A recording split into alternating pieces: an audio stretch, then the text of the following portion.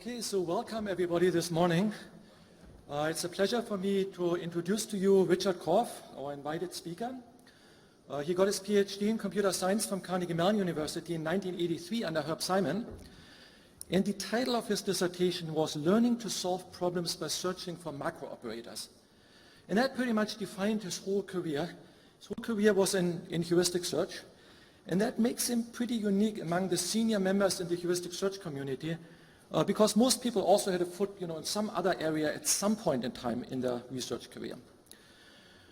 So after he graduated, after a short stint as an assistant professor at Columbia University, he became an assistant, associate, and then full professor at the University of California in Los Angeles, where he's still. He's a fellow of IIEI, and besides a number of teaching awards, he has won a number of research awards or honorable mentions for research awards. And they're important because he has contributed a lot on a lot of different topics in the heuristic search community and invented a lot of different techniques. So for example, he won the honorable mention for the IIEI Classic Paper Award in 2006 for a seminal work on real-time heuristic search. I built on that. But that wasn't good enough for him because 10 years later then finally received the AIJ Classic Paper Award for the same topic. No honorable mention this time.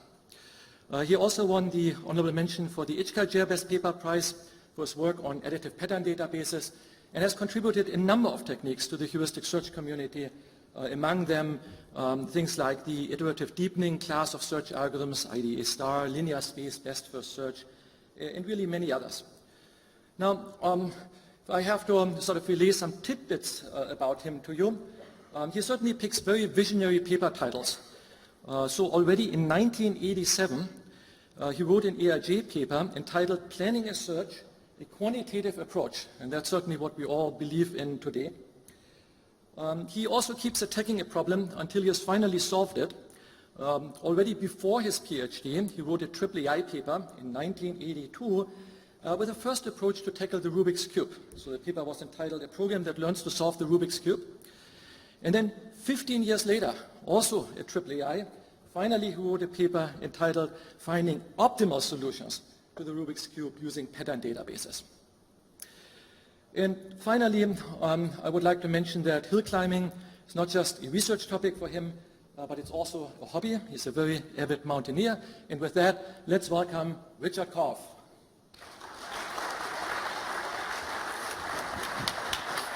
Thanks, man. Good morning. Thank you all for coming.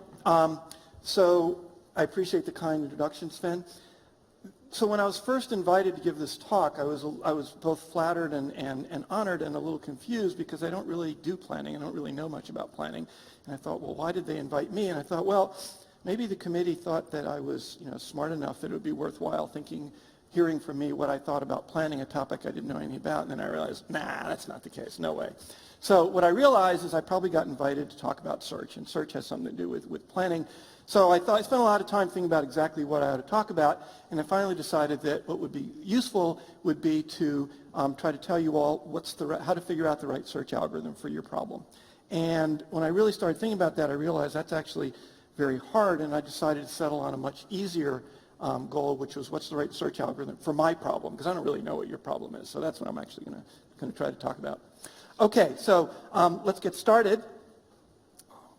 Search is, I'm told, that actually a technique which is used in planning, used quite extensively.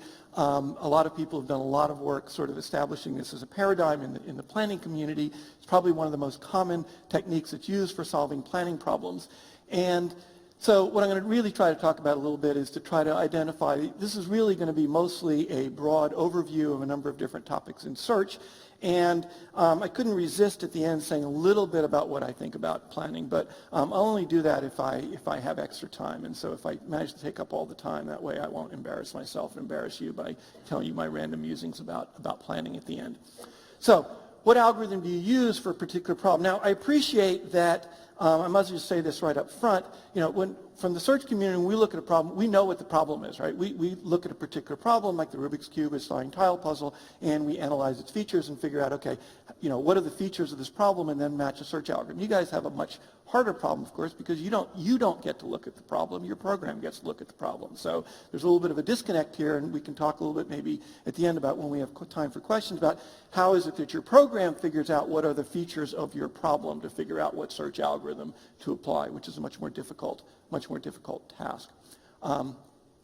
So the first feature I want to talk about is, do you have an online or an offline problem? Okay. So in an offline problem, I've got to figure out where to stand here, because if I stand a little bit to the left, I can get out of this spotlight, which is shining in my face. Ah, perfect, okay.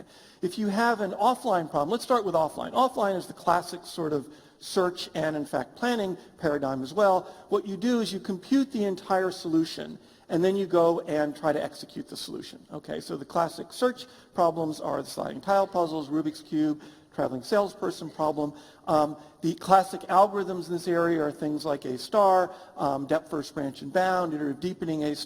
And one of the nice things, of course, you all know is that if you're going to pre-compute your solution before you go and execute it, you have the possibility of finding an optimal solution. If you have an admissible heuristic, which means a heuristic which is a lower bound on cost, we assume we're minimizing cost here, then all three of these algorithms will guarantee you an optimal solution. In fact, in these kinds of problems, we don't even think about execution as a separate step. We don't think of the search as being different from the execution. You do the search, you spit out your solution, and normally you're done. Now, in the real world, of course, someone's got to go and execute that plan, and that becomes a more difficult sort of issue. The flip side of this is online problems, okay? If you have an online problem, then what happens is move, computation, and execution are actually interleaved, okay? And the classic examples here, and this goes back to the earliest days of AI, is game programs, chess, checkers, Go, Othello, take your favorite game. And what happens here, and this is obvious to all of you, okay, that what you do if you have a program which plays chess is it computes a single move, okay? And then it goes and executes that move, and literally in a tournament, usually it's a human who does it, right? Sits across from the table from the computer and actually physically makes the moves, okay? And then what happens is your opponent gets to make a move, okay? And then you compute another move, and then you execute that move. So what we have in game programs, classic game programs, is there's this interleaving of search and execution. You search for a move, you execute the move, the opponent moves, you search for another move, you execute the move, etc. And in general here, optimal solutions are generally not possible, okay, because you don't compute an optimal solution, okay, except in rare circumstances. So for some games, simple games, and even complicated games like checkers at this point, people like Jonathan Schaefer and their group at Alberta have actually solved the game, which is they've actually computed an optimal strategy, okay, but that's unusual. Most games which are too large, such as chess, you don't really get optimal solutions. And this is simply a consequence of an online problem, okay, where you can't necessarily expect to get a complete solution. So what I find myself doing here is I'm kind of in teacher mode, and whenever I teach, I try very hard to get the class involved, and I keep wanting to stop and say, are there any questions? Are there any questions? So I will do that, but I realize there's some challenges with that, because then we have to start throwing the box around and all of that. And so if you find me awkward and struggling, well, there's lots of reasons, but one reason in particular is that I'm not used to just kind of spewing nonstop. But I'll do my best here. Okay, so if you look at classic AI, if you look at the classic AI is what we now call old-fashioned AI, right? And if you're old, you do old AI, but you call it classic, and it sounds better if you call it classic instead of old, right? Classic is a much classier term. You look at these two areas, you see single-agent search, the sliding tile puzzle, Rubik's Cube, etc., in one area, and those are generally offline problems, and we assume we can execute them completely, and we'll get the exact solution we computed. And then you look at games, and you realize, this is an online problem, and it's a very different sort of thing. Now, of course, the obvious kind of thing to do here is to say, well, why don't we adopt the online assumptions in a single agent problem? So this distinction between online and offline algorithms is really not, it's really orthogonal to the distinction between a two-player game and a single agent problem. Okay, so the next thing to think about is that, before that, often an online problem actually will contain a offline subproblem. And again, the class example here is if you've got in an online problem, the solution is a sequence of single moves, and searching for each individual move then becomes an offline problem. So if you look at a chess program, figuring out the next move is an offline problem. You do your search, and then you simply execute the move, and you execute it exactly. So there's a little offline problem. And then the opponent moves, and you move and such. And so what we see is that the entire problem is an online problem, but it consists of a sequence of offline problems, which is to compute individual moves. So the obvious next thing to do here is actually to adopt the assumptions, okay, of an online problem to a single agent problem and see what you get. And so this is a very common and useful research strategy for those of you getting started in this field. A quick and easy way often of making some contributions is you look at different areas and say, oh, what if I take this area and cross-fertilize with another area? What if I take the assumptions of one area and apply it to another area? Does that give you something new? And it often does. Okay, so in many single agent problems, unlike the toy problems we use in search, you can't compute a complete solution in advance, okay? And this is true of almost all real-world single-agent problems. If you're doing autonomous driving, you can't compute the entire solution in advance. If you're trying to control a Mars rover, you can't compute the entire solution in advance. And what you've got to do is you're going to end up in a situation where you compute a move or a few moves, and then you go and execute the moves. And the reasons for this are usually twofold. One is the reasons that you can't compute a complete solution in advance is often you simply don't have the information. Okay, if you're a rover or if you're an autonomous vehicle, you don't have the information of everything that's going on over your entire route, right? You only have a limited sensor range. It tells you what you can see at the current time, and you've got to make a decision based on that. Okay, if you're a Mars rover, you see only so much. You've got to make a decision based on that, and then you execute it. And then if you execute a move, you start to move a little bit. Now you see more of the world. Another possibility, which is the case in the two-player games, is that you may have to execute a move before you can see the whole thing because of computational limits. So there's two reasons. Information limits, computation limits. Computation limit means you can't compute the entire solution in advance. It simply takes too much time or too much memory. And so you compute part of the solution and then you make a move. So the idea so an algorithm here that we can talk about called real-time A star is just one example, okay, of a number of algorithms that actually try to deal with this issue. It's generally, this area is called real-time heuristic search or agent-centered search. So let's talk a little bit about real-time A star. So what real-time A star is in some sense it consists of two different algorithms. Okay, there's an algorithm for making single move decisions. And so what you do is you do a search, and the search is a simulation. It goes on inside your computer. You look ahead as far as you can based on your information or your computation limits. And then you evaluate the frontier nodes and you use the standard F equals G plus H. So you use the cost to getting to that node, plus you add to that the heuristic estimate of the cost to get to the goal from there. And then you look at all these frontier nodes and you back up the minimum values of all of those, okay? And that algorithm tells you, okay, what's the next move to make? And that algorithm has been called mini-min look-ahead search in tribute to sort of mini-max look-ahead search. And the difference is it's mini-min because you get to make all the decisions, so you minimize at every level. As a result, you can, instead of using something complex like alpha-beta pruning, you can use depth-first, branch, and bound to prune that because you're going to search, for example, to a fixed horizon, and then you're looking for the minimum value, and depth-first, branch, and bound, which we'll talk about a little bit later, allows you to prune much of that search space. So the first part of real-time A star is compute the first move, okay? And in some sense, then what you do is then you execute that move, okay? And so what you typically do is instead of going, and there's a lot of different choices here. The original algorithm, what it did was follow the least commitment strategy, which was it made one move in the direction of the best node on the search frontier. And the idea behind that of a least commitment strategy is after you make that move, you potentially will see more of the search frontier. And for your second move, you may decide to change your mind. So there's also versions which will commit all the way to the search frontier, okay? And there's a lot of different flavors of this, but let's think about a simple one. So a least commitment strategy says make the minimal move you actually have to make, okay? You execute that move, and then the hope is in the course of executing that move, you can actually see more. Now, in the real world, of course, it takes time to execute that move.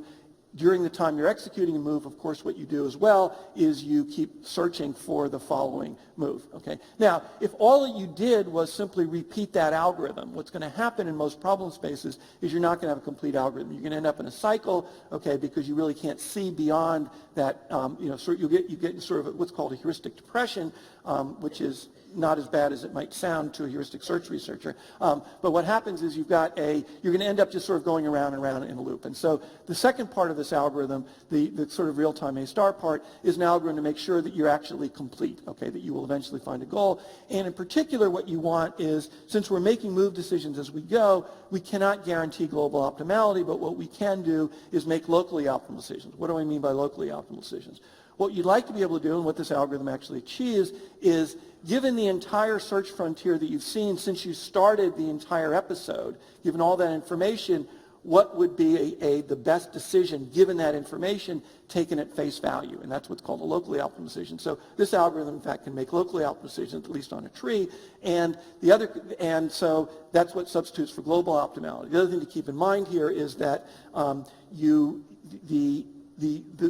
decisions are executed in constant time. Okay, so if you're driving a autonomous vehicle, if the vehicle is driving itself, okay, then you need to be able to make those decisions very fast. Okay, so you simply don't have the luxury of just kind of freezing the steering wheel and everything else while you think about the next move. You're making moves almost continuously.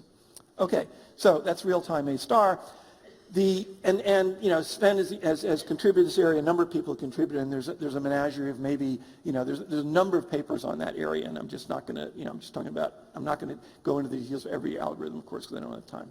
So the next thing to mention, to think about is, are you solving a single instance in a problem, or are you solving the same problem or similar problems, multiple instances in the same problem space, okay? And this applies both to online and offline problems probably equally, okay? If what you're doing is you're solving problems, and so and probably the best example of this is the beautiful talk we had by Professor Hannah Bast yesterday, where she was talking about transportation networks and road networks. And of course, what you're doing in that situation is you're not the first or the only person to use Google Maps to navigate between 2 points in the European road network. You have this single problem space, and you're solving multiple problem instances over and over and over again. Sometimes they're the same instance, often they're different instances, but they're using the same problem space. And of course, what you can do in that circumstance is, the obvious idea is you can pre-process the problem space, you can invest a certain amount of time in computing landmark heuristics, constructing contraction hierarchies, and all those techniques, and you can spend, you know, minutes or even hours, because you can amortize that cost over all the multiple queries in the same problem space. And so this is important to be aware of. You know, before that area came about, it was, you know, in online problems, if you're looking at chess, right, you're writing a chess program, you want to play multiple games, so it's worth investing in an opening book. It's worth investing in endgame databases. It's worth investing in time to construct a heuristic evaluation function, because what's happening is you're solving multiple problem instances in the same problem space. Okay. This has also been applied to single agent problems. Again, Sven has been very active in this area in generating algorithms, various versions of A-star for repeated online problem solving. So if you're, you know, A-star just assumes it's seeing the problem space for the first time, but if you know that's not the case, then as you solve multiple problem instances in that same space, you can pre-process the space. You can learn, even without pre-processing, you can learn as you go, okay, to improve your performance. And this has been incorporated from the beginning in real-time heuristic search as well. There's an algorithm called learning RTA star, LRTA star, which actually is more popular than RTA star. And what it does is, it doesn't really do any pre-processing, but over solving multiple problem instances, it's actually learning more accurate heuristic values. And eventually, the heuristic values will converge to the exact values along every optimal solution path. Okay, so this is an important property, and this is true of many, many problems where you're going to use the same problem space to solve multiple instances, and amortizing that cost is something which is useful for doing this. Pattern databases are another example. Those of you familiar with that, it's worth investing some effort into pre-processing to construct your heuristic functions, because then you can reuse it over multiple problem instances. At the end of every one of these slides, I want to say, are there any questions? I got to keep choking it down. So the next question is, what about constraint satisfaction problems? So if you look at sort of standard heuristic search, it's typically divided into 3 areas. There are single agent problems like the sliding tile puzzle, Rubik's Cube, etc. There are 2-player games or multiplayer games, chess, checkers. And then there's constraint satisfaction problems. And for these, we're talking about things like Sudoku, graph coloring, Boolean satisfiability. We'll talk about a little bit about this more later. Generally, constraint satisfaction problems are solved in an offline fashion, okay, where all the assignments of the variables are pre-computed. But in some ways, you can actually think of a constraint satisfaction problem as an online problem. So if you imagine, I don't know how many people here are addicted to Sudoku. I'm one of them. If you actually solve a Sudoku problem as a person, and if you're challenged, you try to do it in pen, right, so you don't erase things. You can think of this as an online problem. What you do is you search, you stare at your board, and you try to search for an inference you can make, okay? Then you make that inference, you commit to it because you write a number in one of those little squares in pen, and then you move on. So you can think of that as an online problem where you search for an inference, you make that inference, you commit that inference to the board, and then you sort of continue on. So again, this is normally considered an offline problem, but you can think of it as an online problem as well. Okay. So this is an important property, and it's fairly critical, which is your problem space a graph or a tree? Okay. And so the issue here is, are there multiple paths to the same state? Okay. If you have a pure tree, okay, a tree is defined such that there's a unique path between any pair of states. If the tree is connected, there's exactly one path between any pair of states. If you have a graph, that's characterized by there are multiple paths between the same states, and we'll see why that matters in a moment. And this is really a spectrum. Right? So most graphs may be somewhere in between. Okay, at one end of the spectrum we have a pure tree, unique path between every pair of nodes, and the other end we have a complete graph where there's in fact an edge between every pair of nodes. Okay, and this turns out to be very important to your search algorithm. Now, the thing to notice about whether your problem is a graph or a tree is it is not a function of the problem per se, it is a function of the problem space. Okay, so let's look at an example. Let's look at the traveling salesperson problem, and we're going to look at two different problem spaces. One's going to give rise to a graph, the other's going to give rise to a tree. So number one here, the most natural sort of obvious space for TSP is you start at your initial city, and what you do is you add one city at a time to your partial contiguous simple tour. Okay, so you start at node A, and then you say I can go to node B or I can go to node C, okay, and then I can go to, or D, and then from there I can keep on going. And that's the obvious problem space. Now, this generates a graph because it generates what we'll call duplicate nodes, which are multiple paths to the same state. So if you look at these two partial tours, they are somewhat different and they are different tours, but they represent the same state going forward, because here we start at city A and we ended so far at city D, and now we've covered both B and C. Okay. In this state, we started at A, we went to C and B, and then ended up D. But in both cases going forward, we don't really need to distinguish those cases. What we want is, in both cases, what we've done is we've started in one city, we've ended at this city so far, and we've covered B and C. So going forward, we want to know which is lower cost, A, B, C, D, or A, C, B, D, and we want to ignore the other one. Okay, we simply want to keep the lower cost, and this is what we call a duplicate node. It's multiple paths of the same state. It's not the same tour, but it's the same state going forward, because the rest of the processing doesn't matter which of these you use, and you want to use the lower cost one. Okay. An alternative problem space for the TSP is you choose edges, and typically what you might do is you'll order the edges from the shortest edge to the longest edge, and then you decide at each level, for each edge you say, okay, am I going to include this edge or not? So I start with the shortest edge and say the left branch says I'm going to include that edge in my tour. The right branch says I'm not going to include it. I'm going to exclude it from my tour. And then you go to the next level and say we'll take the second longest edge. The left branch then will say I will exclude that edge. The right branch will include it, and then going over the rest as well. So at each level you take an edge and you decide to include it or exclude it. Now, this gives rise to a tree structured problem space because there are no multiple paths of the same state, because including or excluding an edge are mutually exclusive, okay, and wherever you get, you're going to have a set of edges which are included and excluded, and you can't get there by multiple paths, right? And so this gives you a unique path between every pair of states. Now, you've got to be careful when you generate these problem spaces. You've got to detect when you create a subcycle, and you want to prune that off because the solution is a single global tour of the entire thing, so you've got to prune off subcycles. But this is an alternative problem space. Originally, it was called, the algorithm which used this was called Little's algorithm, and this gives you a tree instead of a graph. So this brings up a very important point in search algorithms in general, which is what really matters a great deal, okay, and I drill this into my students all the time, is the most important thing you're going to do if you're going to try to solve a problem with a search algorithm is come up with a good problem space. Okay, so if you start out with a bad problem space, you may have the best search algorithm in the world for that problem space, but if it's a poor problem space, it's not going to be anywhere near as good as even a more mediocre algorithm on a very good problem space. What makes a good problem space? Well, in general, as a general rule, you want the smallest problem space, which will include all solutions, or at least include all optimal solutions. So as a general rule, the smaller the problem space, which is complete and will allow you to find complete solutions, is generally going to be a better choice. Okay, and so finding the right problem space is a very critical thing, and that's a bit of a challenge in planning, because in some sense you're sort of given the problem space by your problem description language, and that makes this a little bit, in fact, a lot harder.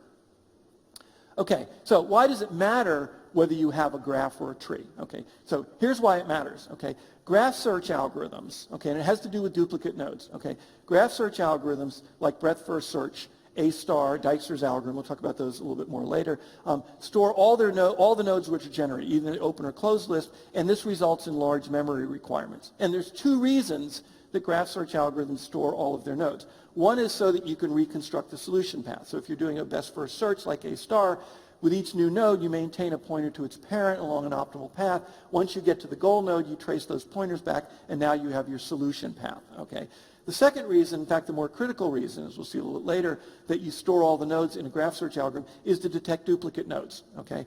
And if you've stored all your nodes, every time you generate a new node, you check to see, have I seen this node before? Is it in my open list? Is it in my closed list? And that turns out to be critical. So in a tree search algorithm, however, such as DepthFirst search, which is sort of the classic tree search algorithm, they use very little memory. Okay, so you don't have, so in a graph search algorithm, the fundamental limitation is going to be the memory requirements. It's going to take a lot of memory to store those, and that's what's going to limit the applicability of a graph search algorithm. In a tree search algorithm, they're typically linear space. You use almost no memory, so memory is simply not a consideration. Okay? The problem, however, with the tree search algorithm is it's forced to generate every path to a given node, and that can really explode on you. So a very simple example is consider a grid. Okay, so every node has 4 neighbors. So imagine you're looking at the grid of the streets in Manhattan. Okay, every node has 4 neighbors.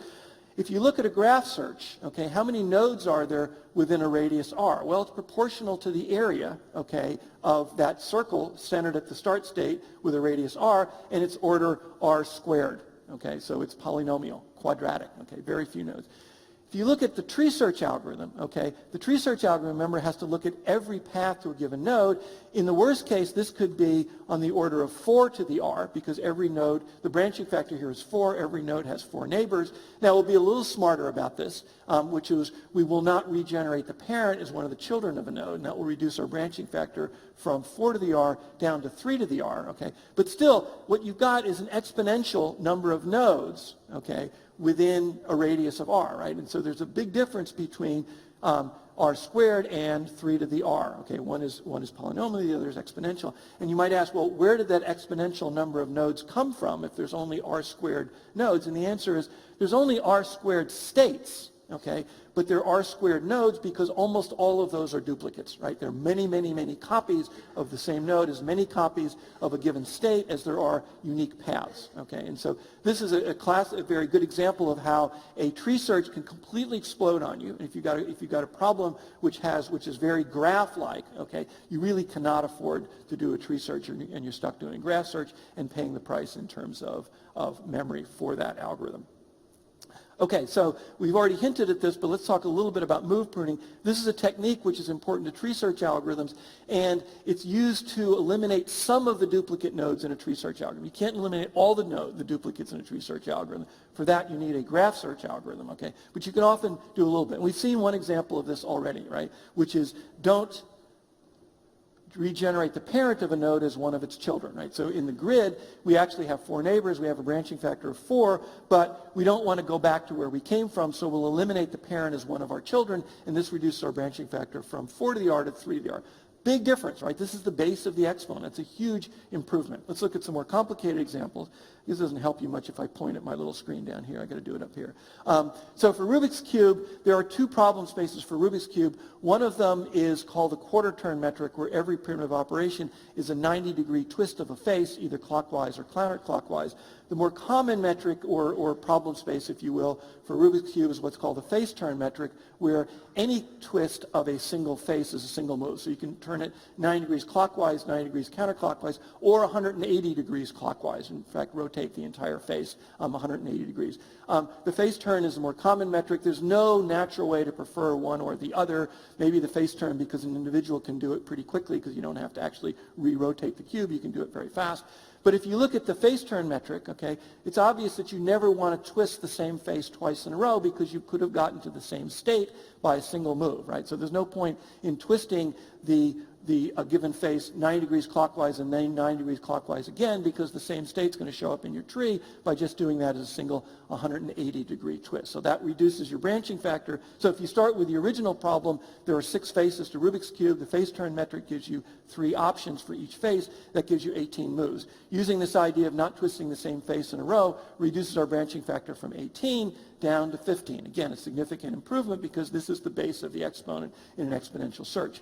The other thing you can observe in a Rubik's Cube is that if you twist 2 opposite faces consecutively, so you twist the front face and then the back face, that's the same as twisting the back face and then the front face because they're independent of each other. Or in other words, the operators commute, so you can do it in either order, okay? And what that means is that if you twist 2 opposite faces consecutively without another move in between, you only want to do it in one order. So for each of the axes, so for front, back, left, right, and up, down, you choose a particular order for those 2 moves. You say up before down, left before right, front before back, and then whenever you execute 2 moves of opposite faces consecutively, you only do it in one order. That will reduce your branching factor from 15 moves down to 13.35. So this idea of move pruning, again, it's specific to your particular problem. It may be a challenge to find this from your generic description of your problem in a planning context, but this turns out to be important if you can deduce this, because it can reduce the number of moves, the number of duplicates that you generate by reducing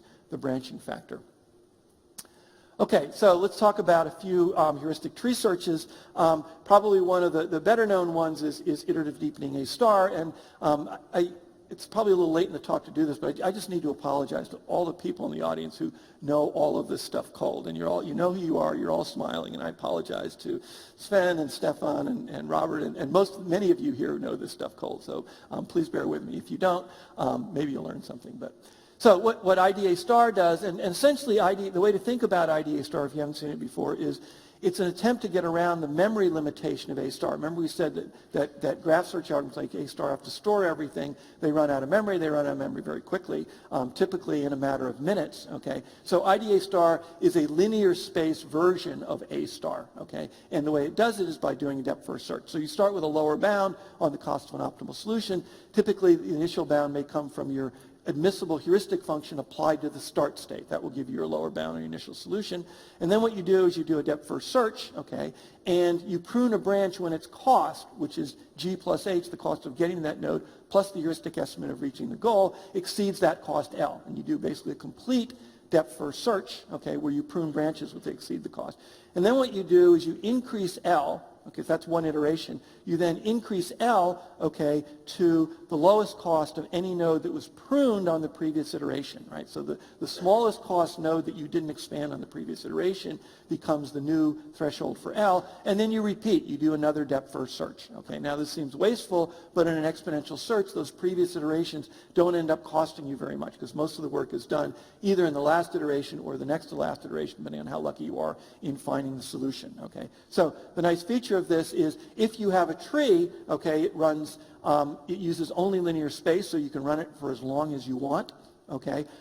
Another feature of depth-first searches, which may not be so obvious compared to breadth-first searches, is if you run an algorithm like IDA* on the sliding tile puzzle, and problems like the sliding tile puzzle in Rubik's Cube, they really are graphs. There are multiple paths of the same node. Even after you've done your move pruning, you're still going to have multiple paths, but there's not a lot of them, okay? So it's largely tree-like, okay?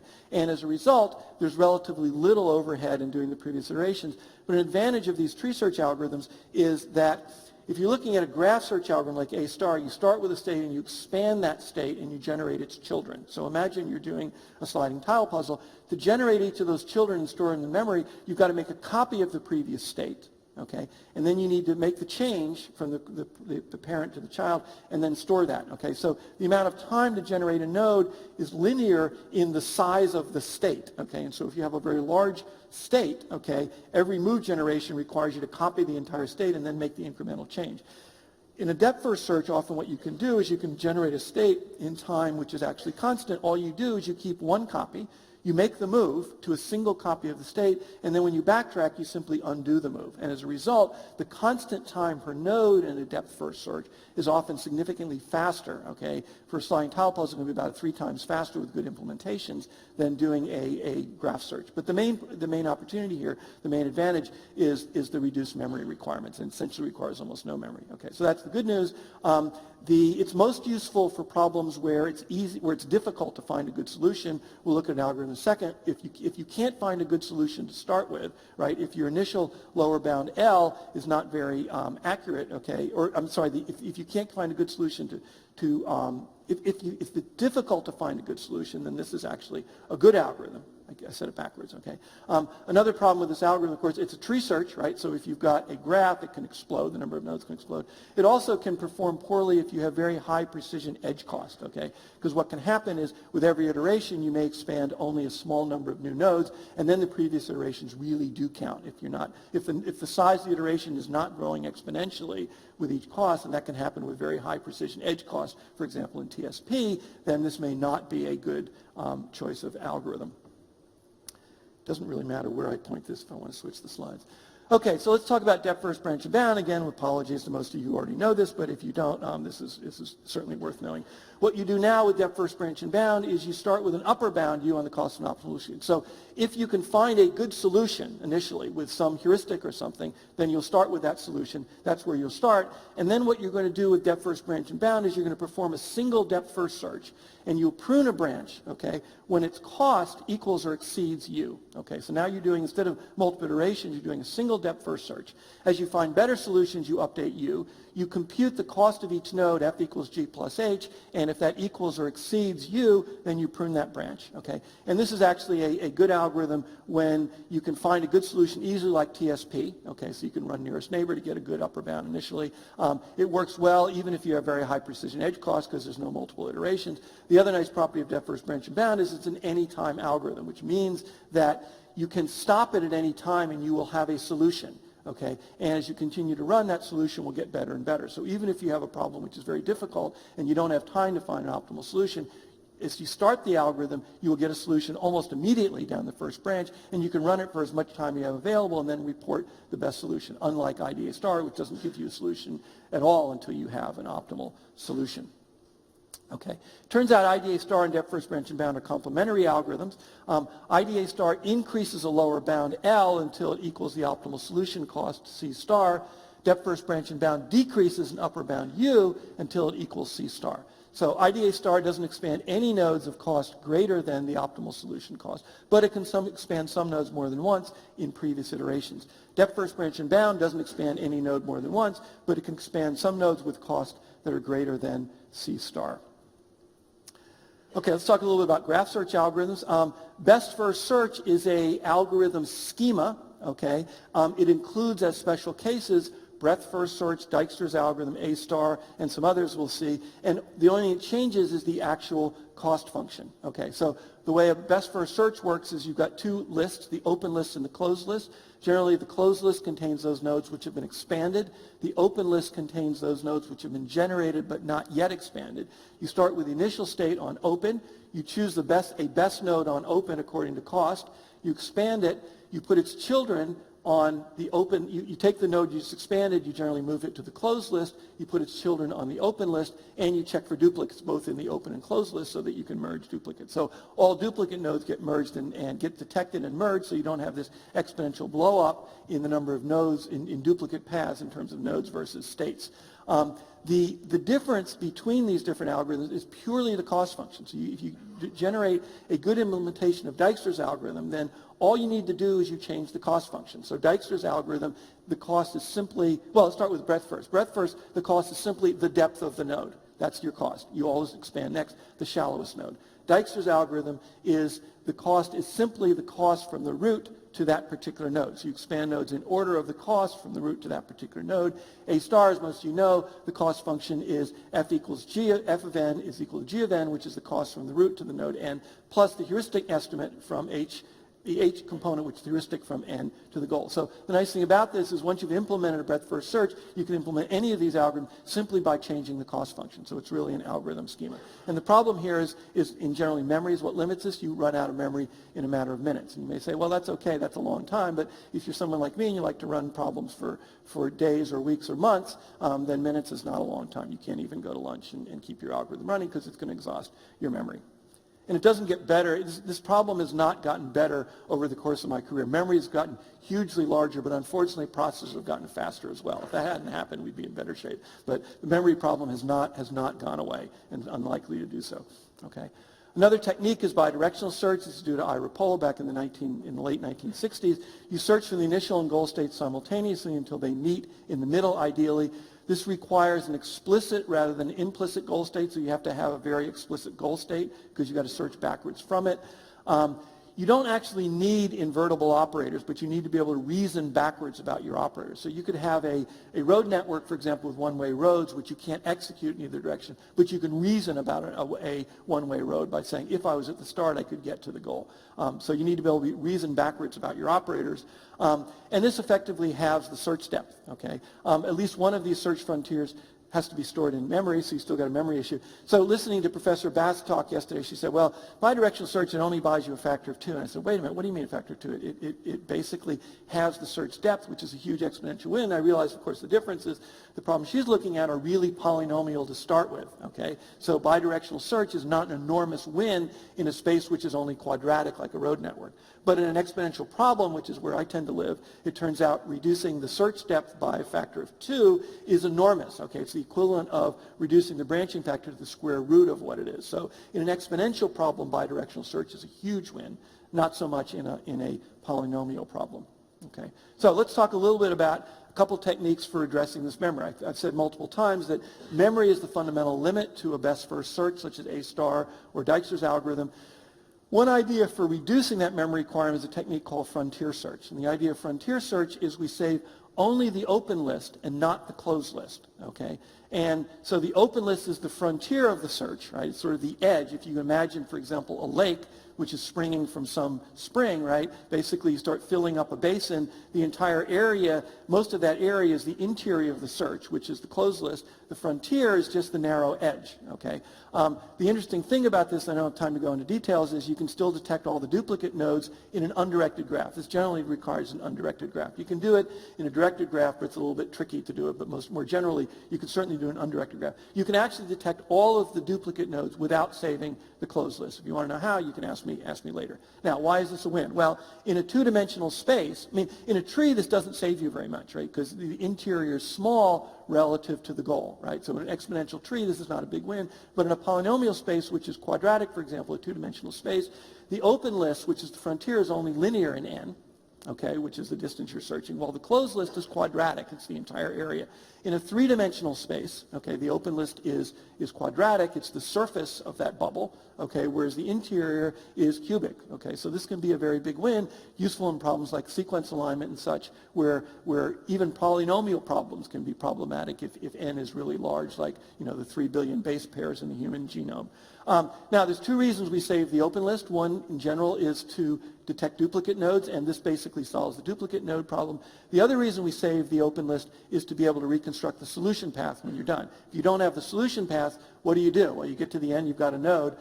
It turns out there is a way, without too much additional work, of reconstructing the solution path as well. So you can still use this as a general algorithm. Okay.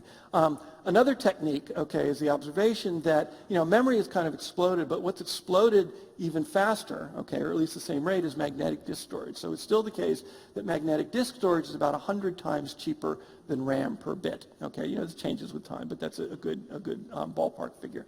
Okay, so the question is, if memory is your problem, can you store all your nodes in RAM? Okay, and the answer is you can if you can do nothing but sequential access. If you have to do random access, you can't store your nodes. You can't store your nodes on disk if you have to do random access. So the typical way you implement a best first search, the way you detect duplicate nodes is you store a hash table. Okay, you cannot implement a hash table directly on on disk because a hash table is designed for random access, and that completely kills you in terms of time. Random access to a disk still costs about 5 to 10 microseconds per access, okay, and that's a huge slowdown. However, there are techniques, okay, which allow you to detect duplicate nodes using only sequential access, okay, and so what you can do with this idea is you can actually store your nodes on disk, okay, and so instead of having a few gigabytes, you can have multiple terabytes of storage, and the trick here, and still detect the duplicates, and the trick here is sort of don't detect the duplicate every time you see it, wait until you've accumulated a large number of nodes, and then try to systematically detect the duplicates. One simple way of thinking about this is you've got a large number of nodes. If you sort them, and you can do that with sequential access, if you sort them by their state representation, the nodes which are identical will now be adjacent, and then you can linearly scan that list and merge your duplicate nodes. So this allows you to take a problem like a best first or breadth first search, which might exhaust memory in a matter of minutes and allow you to run it for weeks or even months, okay, without exhausting your storage, particularly if you combine this with frontier search, and the two go together quite well. Okay, so let's talk a little bit about optimal versus suboptimal solutions. Okay, so optimality is usually not needed, okay, but there's a lot of research that goes into optimality, and the question is why, and I'm as guilty as anyone on this, so I'm going to try to justify this a little bit. One thing is, it turns out it's easier to compare to previous research if you're looking at optimal solutions because the solution cost is fixed. They're just optimal. So all you do is you look at the time, you look at the memory, and you're done. If you're looking at suboptimal algorithms, you've got to somehow compare the different algorithms both by solution quality and by time, and that becomes more complex. Advances in optimal algorithms can often advance suboptimal algorithms. Okay, so anytime optimal algorithms like depth first, branch, and bound can be halted at any time. So if you have an improvement in your optimal depth first, branch, and bound, that's going to improve your anytime performance as well. You'll find better solutions quicker. Okay, even if you can't search to an optimal solution. And the other, just to be honest, is there's an aesthetic appeal, right? We don't often acknowledge this, but most of the time we work on stuff because we really like it and it's really cool. It's not necessarily the most useful thing, but it somehow captures you, right? Alan Newell said very famously at one point that you don't choose a research problem, the research problem chooses you, and there's a lot of wisdom in that. Okay. Bounded suboptimal algorithm. This is an idea that goes back to Ira Pohl again back in 1970. And the idea is that with some algorithms you can actually guarantee a solution whose cost is within some bound of optimal, and you can guarantee it in advance. Okay, so his idea was best first search, okay, with f of n equals g of n plus w some constant times h of n. Okay, and in fact, by changing w, you get different algorithms. If w is equal to 0, what you get is Dijkstra's algorithm, because this term goes away. If w is equal to 1, now you've got a star, because you've got g of n plus h of n. If w is greater than 1, you have an algorithm which actually often runs a lot faster, okay, but it isn't guaranteed, it's not guaranteed to give you an optimal solution anymore for w greater than 1. However, okay, it turns out that what you can do is that if you run best first search, if you run best first search with w equal to some value greater than 1, then you're guaranteed that the solution will always be within a factor of w of optimal. Okay, you'll always be within a factor of w of optimal. And this was originally discovered by Ira Pohl and then rediscovered by a number of people subsequently. Okay, and so for example, if you pick w equal to 2, then your guaranteed solution is no more than a factor of 2 greater than optimal, which is nice. You can guarantee up front it'll be no greater than that. Even better, however, is in practice, even though you can guarantee with w equal to 2 the solution will be no more than a factor of 2 greater than optimal, in practice it's often much better. So small sacrifice in solution quality also often give you huge benefits in terms of running time. Okay? So for the 15 puzzle, if you set w equal to 2 and you use the standard Manhattan distance evaluation function, this algorithm will run about 1,000 times faster than a star, which is w equal to 1, but only with about a 20% increase in the solution quality. Okay, so the solution length only goes up by about 20%. 20% decrease in solution quality, a small increase in solution length. Okay. There's heuristics, as you all know. The term heuristics has multiple different meanings. Okay, here are 3 of them, and we use the same word to mean very different things. Okay. We use heuristics for approximate algorithms. For example, the nearest neighbor heuristic for TSP is an approximation algorithm which runs very quickly and gives you a solution which is not optimal. We use heuristic evaluation functions in games where we're trying to measure the relative merit of position for one player or another, which is simply, for example, the material, relative material in chess is an evaluation function, 2-player game.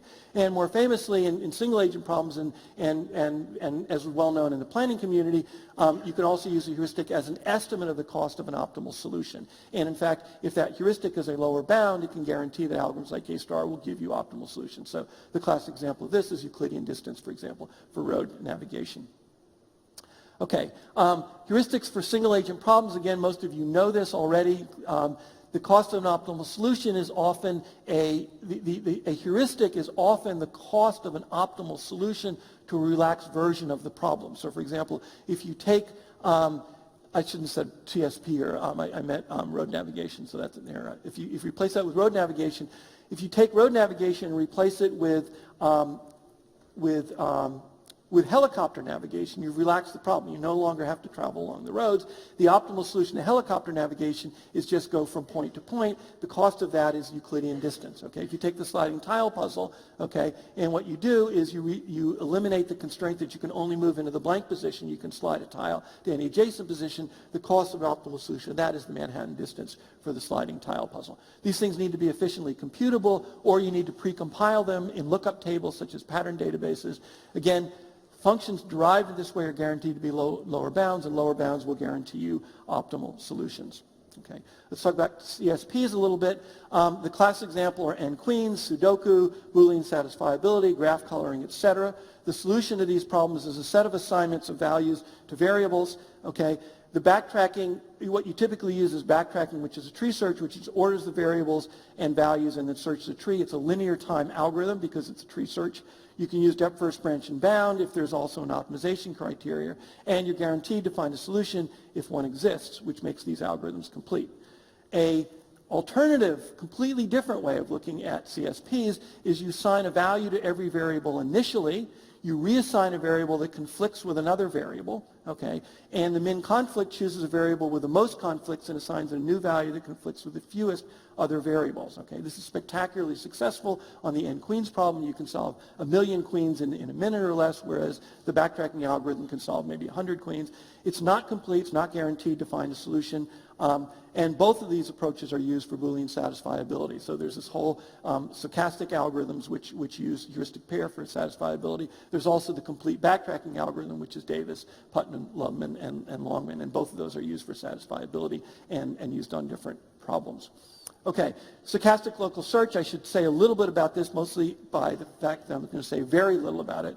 So the heuristic repair is an example of a stochastic local search. There are many others, gradient descent, simulated annealing, genetic algorithms, taboo search, ant colony optimization, etc. These algorithms are not complete, meaning they're not guaranteed to find a solution. There's no finite time guarantees on solution quality. Personally, I'm not a fan. That's not a dig on these algorithms. Simply, they don't appeal to me as much, but mostly for aesthetic reasons, but they're often very effective if you're not requiring optimal solutions. Okay, so now I'm out of time, and so I will stop, and I will save the trouble of making a fool out of myself by giving you my random speculations at this point. So let me stop now and take any questions that we might have. Thank you.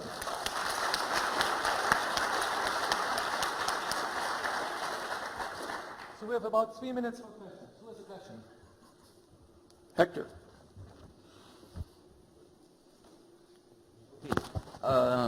Great talk. Okay, thanks, Rich. So in the time that you had, you didn't have a chance to talk about recent developments, let's say in deep learning and all these things that we listen about and how they impact work in search. As you're aware, so there has been now deep learning approaches, for that learn to play chess at the world level by self-play, and even, to solve Rubik's Cube okay? Yes. So maybe you can talk a little bit about this, how these developments impact on the work on search and relations and so on. Well, of course, that's tremendously embarrassing to the rest of us. So what Hector's pointing out is that we've now got algorithms which use just pure deep learning to solve problems that we thought required search, okay, like chess. And he also referred to a paper that's learned to find solutions to Rubik's Cube just by doing deep learning, okay? So, what can I say about that? The world moves on. New techniques are doing amazing. If I look at both of those things, since you asked me, I'd make a couple comments. With regard to the single agent problems, the deep learning approach to Rubik's Cube does not find optimal solutions, okay? So it finds suboptimal solutions. In fact, we've had techniques for a long time for finding suboptimal solutions to that problem, so that doesn't worry me as much in some sense, okay? If you look at the deep learning approach to games like chess and checkers, what they focus on is what can we do without doing search? And what they're really learning fundamentally is an evaluation function, right? How do you evaluate the states or evaluate the moves? It occurs to me that if you really want an even higher performance, and they tend to stop when they beat the human world champion, you say, we're done, right? That's it. But if you really want a higher performance, it seems to me that you could do your deep learning, you could learn your evaluation function, get a really good evaluation, and then you could still do search, right? Because, you can run that evaluation function instantaneously. Why not search to depth 10 or 20, okay, and then it would get better. Now, what would happen at that point is humans wouldn't be competitive at all. It just would be a competition between programs. But I don't see any conflict between combining search with a better evaluation function, which was learned by deep learning. I'm getting off easy here. You've got one up there.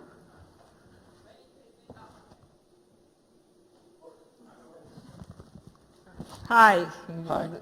Great talk. Thank you. And I was actually just going to elaborate a bit on the last question and highlight that actually AlphaGo or other methods, they actually combine search with learning. And even though it's advertised mainly as a learning strategy with deep learning, they do embed Monte Carlo tree search, and it's a key component of the algorithm. So I fully agree with Richard's perspective that actually combining both approaches is really key.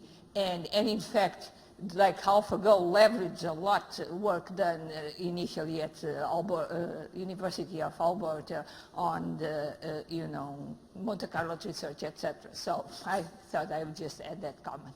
Thank you. Appreciate it. So let's end by asking Rich, if we have a smart student here in the audience and they want to write their dissertation on heuristic search, what should they be working on? Boy, that's hard. I wish I knew, okay? The nice thing is in this area, so if they want to work on heuristic search, you're saying. So basically all these problems, there are limits, right? We can only solve problems that are so big. I think what I would probably say is to, and this is sort of, thinking about what I was going to talk about if I had too much time, is think more about how is it that you can look at your problem space and make inferences and discover structure, okay? So the short version of what I didn't cover here is that many planning problem domains actually look very easy to people, and the reason is there's a lot of structure in those domains which allow you to actually find efficient, sometimes optimal polynomial time algorithms. And the hard thing, of course, is how do you automatically discover the structure in problems which allows you to construct an algorithm which may be even optimal but run in polynomial time, as opposed to just doing the sort of mindless kind of search sort of thing. So I think that the key thing that I would think about doing is find ways of looking at and automatically learning the structure of problems which allows you to apply polynomial or more efficient algorithms to find solutions without trying to do the mindless search thing. And with that, thank you very much again. All right, thank you.